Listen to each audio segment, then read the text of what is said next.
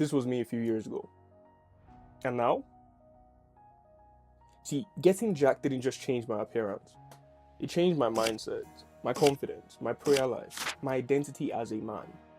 This isn't a how to get abs video, and we will talk about that eventually.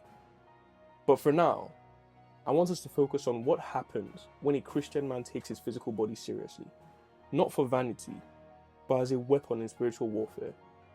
You see, a lot of Christian men have been taught that physical fitness doesn't matter. The idea has always been focus on your heart, your character, your spirit.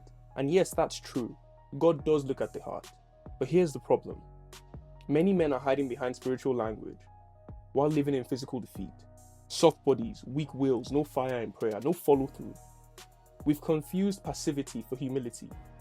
But the truth is, if you're not a formidable force, there's no morality in your self-control. If you're incapable of violence, not being violent isn't a virtue. It's just your state of being. I didn't start training just to look better.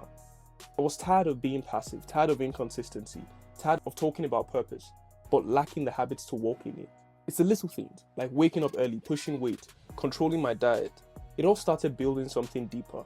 Because when your body is under control, your mind becomes sharper. You're not led by cravings, you're led by conviction. And that's the real win. Let's be honest, a lot of what's sold to young men in church is domesticated masculinity. And it's also what's really being pushed within our society today. Be nice, be kind, be gentle. But David wasn't just a harpist. He killed lions. Jesus wasn't just a teacher. He flipped tables. Strength and godliness are not opposites. In fact, real masculinity is fierce and self-controlled at the same time. That is the true idea of being meek. To sheathe your sword. And training your body teaches you that balance.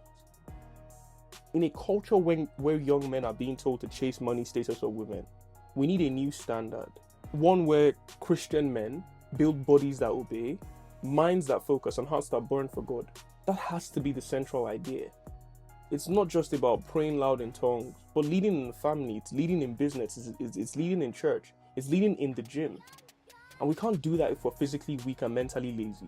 We don't need more church boys. We need disciplined men of God who are dangerous in the spirit and respected in the street. That is influence, that is leadership, that is power. See, when I started taking fitness seriously, something shifted in my spiritual life. My sleep improved, I had less time to waste, I felt in command, not of others, but of myself. And that transcended to respect amongst my general peers. See, it reminded me of 1 Corinthians 9:27. I discipline my body and keep it under control, lest after preaching to others, I myself should be disqualified. It's not about abs, it's about alignment. When your body and your spirit move together, when you're able to flow with what the Spirit would have you do, at that point, your life becomes dangerous to the enemy. And don't get me wrong, I fully understand it. I fully understand that not everyone can afford a gym membership or protein powder. But here's the truth. You don't need a gym to get disciplined. You can do the push-ups, you can do the sit-ups, you can run, you can do squats. You just focus on clean eating. Focus on the smallest thing you can control. Focus on early mornings. It's not about money, it's about ownership. And the truth is time, everyone has it. It's 24 hours. The difference between someone who is growing and someone who is stagnant is how they spend their time. You're not too busy, you're just distracted. You need to remember that your body is a temple. It's not a toy. And God has called you to build it, not worship it, not neglect it, but to train it. And when you take that seriously, when you give yourself to that process, everything changes. Your confidence, your relationships, your spiritual walk, your sense of purpose. Not because of muscles. Don't get me wrong, that helps. But because you've learned to master yourself. And a man who can master himself is unstoppable. Because he can also master others. If this video hit home, share it with a brother who needs to hear it. Then check out my next video, where I break down how to build a daily routine that fuels both physical growth and spiritual fire. Let's build the men God intended us to be. Subscribe, drop a comment in the comment section, like the video, and I'll see you in the next one. Until then, peace.